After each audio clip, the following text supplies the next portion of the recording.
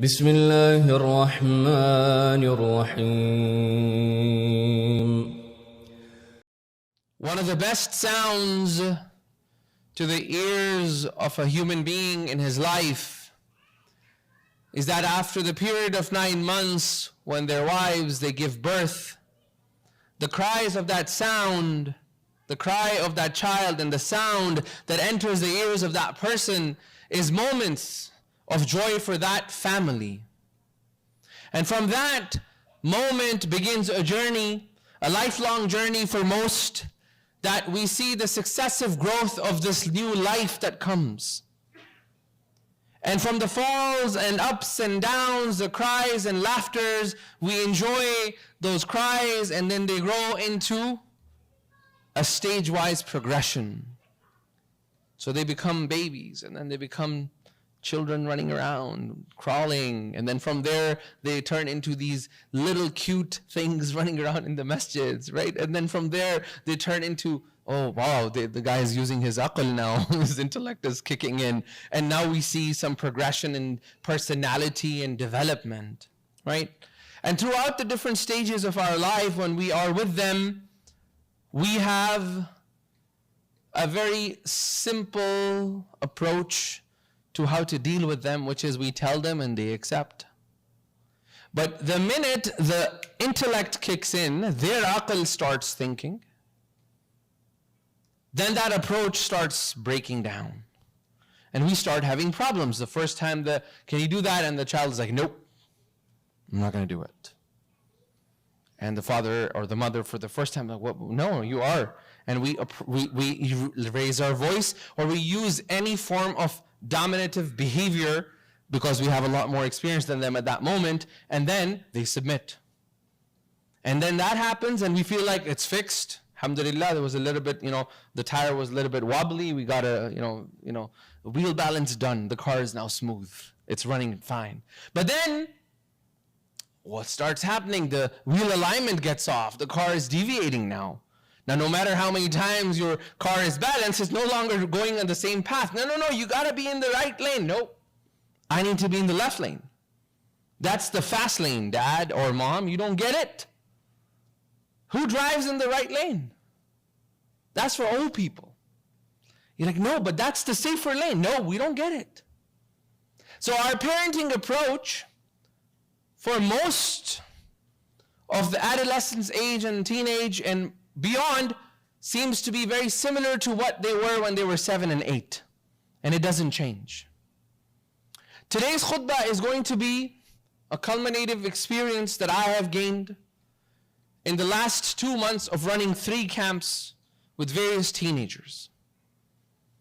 And some of the highlights and the problems that were very visible, and some of the problems that were there and having interactions with parents and parents interacting with me, and some of the problems that are there and parents are not willing to accept.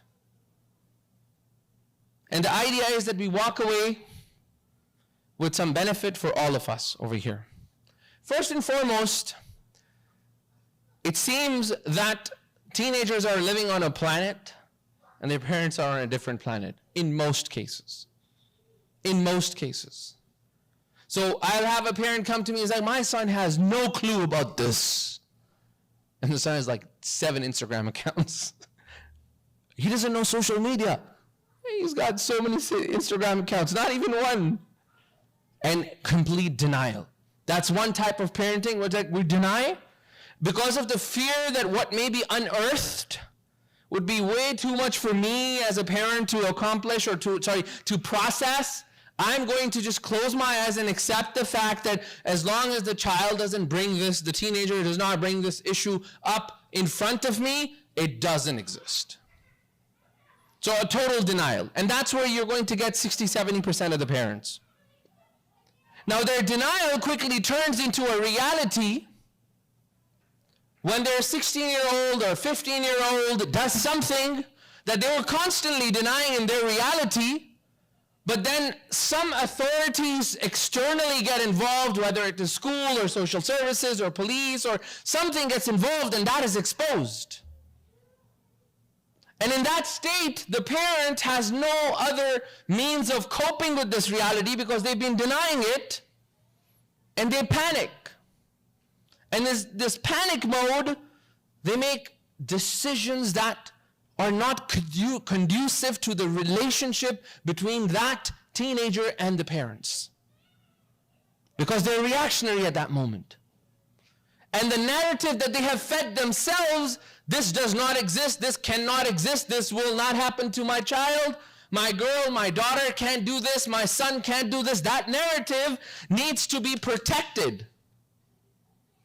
So out of this need to protect their own narrative and being parents, and not to be proven wrong, we do more damage to the relationship that takes place. And in reaction, what I've seen, like just yesterday, somebody messaged me on Instagram, right? Everyone, like the doctors are saying you have a legitimate mental health issue. And the father and the parents are like, listen, the reason you have this issue is because you don't pray your sunnahs. And they're refusing this child from having access to any form of mental health support that the system provides.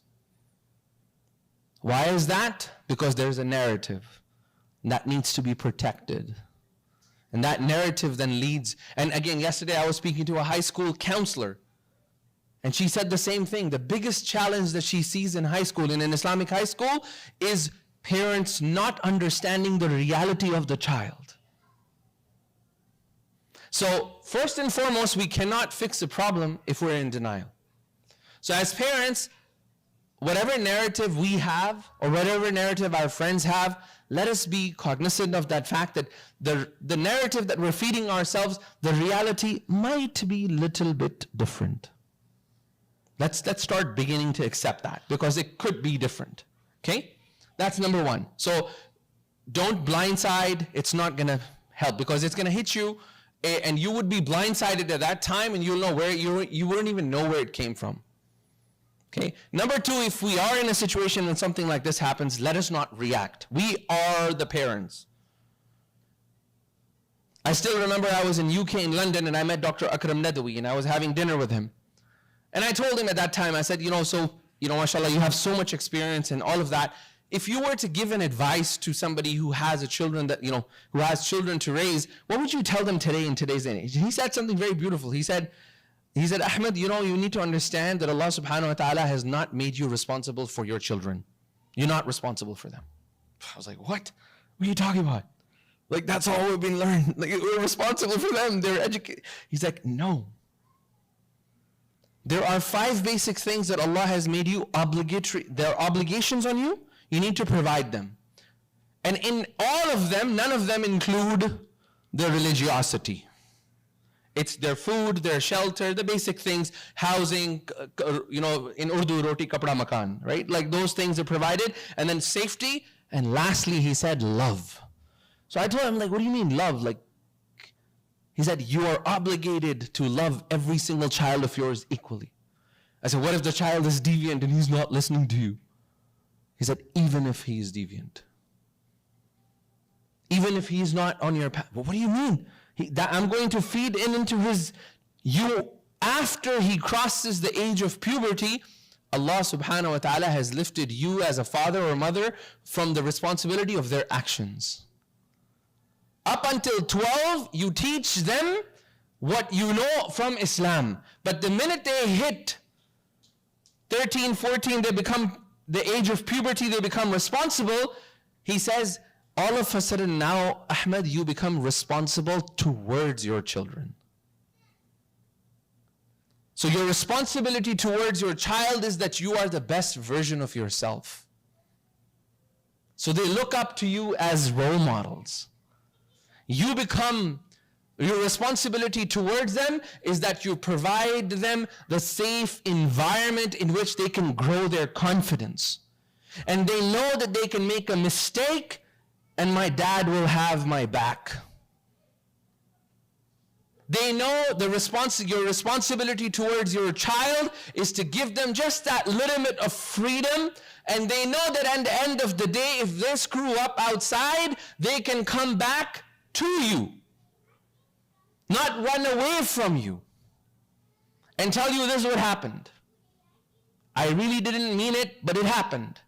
And you give them that opportunity to grow.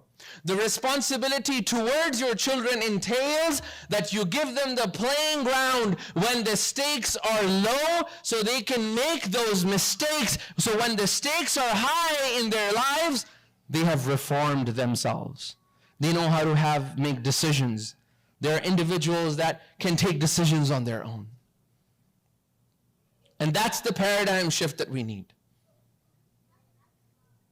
The second issue, this is one, the second issue in this entire conversation is a little bit more of a bigger issue, which is that there is absolutely no monitoring of what is being taught in public schools. Parents believe that, khalas, I have sent my child to a public school, inshallah everything is going to be okay.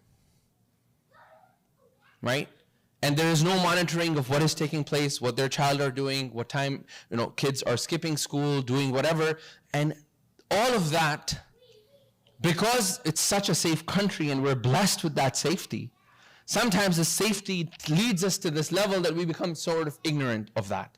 Like, khalas, no problem, she'll come back through a bus and everything's gonna be okay. And hardly, as parents, do we have now time left to have conversations about what happened in the school. And the biggest culprit of that, as parents, as myself first, and everybody else, is our own devices. Even when we have those moments when we could have a conversation with a child, ding, WhatsApp message comes in. A notification from your work comes in. Something happens. So you're never always tethered to this device. In a recent survey, they found out that 3 in every 5 women, she said that she is actually struggling at this moment to figure out how she can be more interesting to the spouse, to the husband, than the cell phone. I.e., the interest a man has right now, generally men have their connection with their phone. Women are struggling. How can I be more interesting than the smartphone? And the best test of that is if you open your screen times on your iPhones or whatever they have in Androids, you're going to find very quickly where we are in our screen times. And when we are tethered to the phones and devices, that is leading to the third problem in this whole equation, which is children or teens with screens. And that is another massive issue. Now, there's a book called Screens with Teens by Dr. Kathy, and she mentions in that something very interesting. She says that whenever she has patients or somebody that comes, or even in my case, like whenever I am one of the chaplains at the Oakville Hospital for the CAPAS, the psychiatric ward at the Oakville Hospital, and they'll call me as a Muslim chaplain. The first thing they do whenever there is something happening to the mental health of a teenager in CAPAS or other hospitals is they take away what? Every single thing that stimulates the brain. So they take away the device, they take away the phone, they take away the headphones, they take away every single thing, including they take away excessive clothing. So if you are there, you're only allowed a pair for your sleeping, whatever you're gonna wear, your pajamas that you wanna sleep in, and one other dress for the day. If you want another dress, call your guardians, let them bring a new pair, they take the old one back. So when they strip them up of dunya for 2 weeks, almost 80 to 90% of teenagers, they end up coming back normal. So the stimulation, Dr. Kathy says, that is happening through screen devices right now is the biggest problem for the development of heart. And she talks about the spiritual heart because she's Christian. She talks about the spiritual heart. That she's like, the spiritual heart and the mind both are not developing because of the constant connection.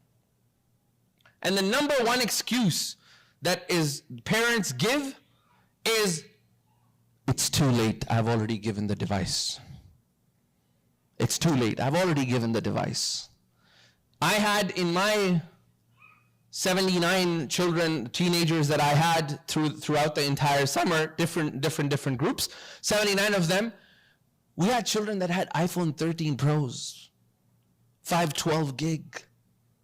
That's a $1,700 phone. Why is a 12-year-old having that phone? Because it is a status symbol for that parent. That my daughter or my son has an iPhone 13 Pro. With unlimited data. Like I was like, I need access to Wi-Fi, and there's one because like I have unlimited data, I can tether you. I was like, subhanallah, why do you have unlimited data? Then she talks about it further, and she says that how do we rectify this issue? So you have two extremes when it comes to parenting with devices. You have one extreme which says no device at all, which is also another problem. And maybe we can talk about it in the other khutbah. And the other extreme is unlimited access to the device. And both extremes are absolutely wrong. Now, when do you know when you have to take a device from your child? When you have behavioral issues, when they're not doing their homework, when they're skipping school, when they are responding back to you rudely. Behavioral issues is a number one indicator, according to Dr. Kathy, for you to take away devices that are stimulating that child's brain. Recently, World Health Organization actually directly related screen time to depression in teens and preteens. And another disease listing, I forgot the list, it's called for mental health, WSM or something like that, the mental health directory, they mention directly that screen time is now one of the causes, not the leading cause yet, but one of the causes of suicide in teenagers. And the reason for that, Dr. Kathy mentions, is because the child's prefrontal cortex, the decision-making ability for the child, is not developed until past 18. That's why you don't get to vote in this country until you're 18. You don't get to choose who's going to run the country until you're 18. And you don't get to run the country until you're 35 or 36. Because that development is still taking place. So from that perspective, if you see behavioral issues, that's a sign that you have to take away that device. Now I'll end the khutbah with 3 things that we need to do. Number 1, if you have given devices to your children, and they have unlimited internet, unlimited access, all of that, if there are behavior issues, you need to take that away right away. Now I have parents that come to me, like, yeah, she was misbehaving or he was misbehaving, I took it away for 2 weeks and I give it back. No. You have to take it away. And the simple answer is, it's your device, it's your data plan. It's not hers, it's not theirs, it's not his, it's yours. You have the right to take it away. Now there are going to be tantrums, there's going to be things that are going to happen, but you have to bear that for the benefit of your child. For the benefit of your child. Until it becomes to that extreme cases where the child has to be taken to these psychiatric wards, and then the first thing they're going to do is take away that phone anyways. So you be that first step now. Number 2, there are many apps that you can use to monitor what is taking place on that child's phone or devices, computers too. The app that I like the most, again, there's no paid promotion here. The app that I like the most is called Q, like the word Q Studio. It's from Custody, Q Studio. Now, if you look up Q Studio, you're able to actually monitor some key parameters of your child. Number 1, what are the most often searches they do on YouTube? If you want to dig deeper, you can also look at what are the videos they're watching. Number 2, what are they searching on the internet? That's the window for you as a parent to what the child is thinking. So what are they searching? And how many times in the last 1 day they search, last 7 days they search, last 15 days. So an example of that is where they're searching something that is concerning, and now you're seeing a trend that last 14 days, my son has been searching this, time for you to have a conversation. Before it becomes a problem for you. The next part, what this device does is it allows you to control the windows at which this device can be operated. and setting limits on every single app that you can. So if you want to give access to them to Instagram, to how much of that, at what time do you want them to access it? And once they're done, then they don't have access to it. So it's important that you monitor that, because their self-regulation ability does not exist. It's not there. And if you see them behaving, then extra time on devices becomes a form of a reward. That you've been nice, you've done something, you've taken initiative, you've done something beyond what was asked for. And now you can do something. Now, that's number 2. Number 3, what she mentions, and I think this is something that I'm going to implement too, which is that during your entire week, you must have 2 days that should be technology free, except one main device that is needed for the family. If you're going out, restaurant and stuff like that, technology free, minimum 2 days a week. One during the week and one during the weekend, where you, as a family, you decide that no TV, nothing. Back to the old days, games, this, that, board games, books, whatever it is. They need a break from that, because the brains are getting stimulated at a level that have never been seen in the past. We don't even know the effects of the damages that are happening to the children that are ages 10 and below right now, that are sitting on their iPads every single time you go to a restaurant. It's a pacifier, here you go. And you see that child, when you take that away from food, tantrums, behavior issues. And how do we fix that? We give the iPad back. Can I get the food to go because the child is too busy? I am too worried at this point and too comfortable to put myself in discomfort as a parent and take that device away. Can I get the food to go? So, and lastly, as we go back into schools, the schools are going to provide devices. Most Islamic schools have some form of web filtering. But one of the best things that Q Studio does is it protects your child from those websites that they should not be visiting. 6 out of 10 men admitted in North America that they access those websites once weekly. And out of those, they said that 50% of these 6 out of 10, i.e. 3 out of 10, were addicted to a level that they had 9 to 12 hours of consumption of such content. This is men and adults who have ability to make decisions. Almost 87% of preteens have been exposed to these websites unsolicited, i.e. they were not searching for it. They were searching for something else, but these guys that have psychologists working to see how they can penetrate this young child's mind somehow showed up in the search result, and they were exposed to it for the first time. So you can delay that first time exposure anywhere. And the beauty of Q Studio is that device, if it's connected to Wi-Fi here or anywhere else, as long as you've got that installed, no matter where that device goes, you will have a filter of all X-rated websites being filtered. That should be almost like, and again, I was talking to my Shaykh, he's like, this should be a wajib. Like in our time today, this is almost like a category of a wajib. That if a parent does not do that and the child gets exposed at age 11 and 12, then the parent is sinful. Little bit of discomfort. And again, I'm not saying use this, use any other thing, protection mechanism you can, but you cannot give the device to a child, even there if they're 17, 18, 19. You don't know. We don't know that. We should have that protection mechanism even in our own internets at home. So even accidentally, you as a parent don't access these things. Because nobody knows. Shaitan is with us. And I end with this. Ahmad ibn Hanbal, rahimahullah, he was dying. And in the last time, like he became unconscious. And his son Abdullah ibn Ahmad was sitting next to him. And he would see his father, and he would wake up, and he would frankly say, La, la, la, la, la, not yet, not yet, not yet. So Abdullah ibn Ahmad, he asks, Ya Aba, oh my father, what happened?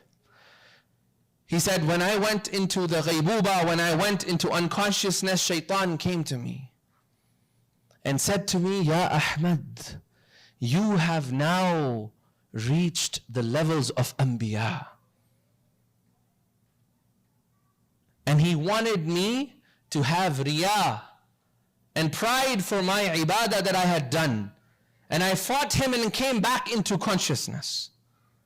So this is the attack of shaitan on somebody like Ahmad ibn Hanbal. None of us are Ahmad ibn Hanbal. May Allah protect us at that time. None of us are strong enough like him. All of our imans combined won't even equal to 1% of what he had. And if he was scared of shaitan in these last moments, we should be scared of shaitan in our every single moment. May Allah subhanahu wa ta'ala protect our children, and when they go back to school, may Allah protect them from the fitna that is going to be in the schools. أقول قولي هذا واستغفر الله لي ولكم ولسائر المسلمين فاستغفروه فإنه الغفور الرحيم.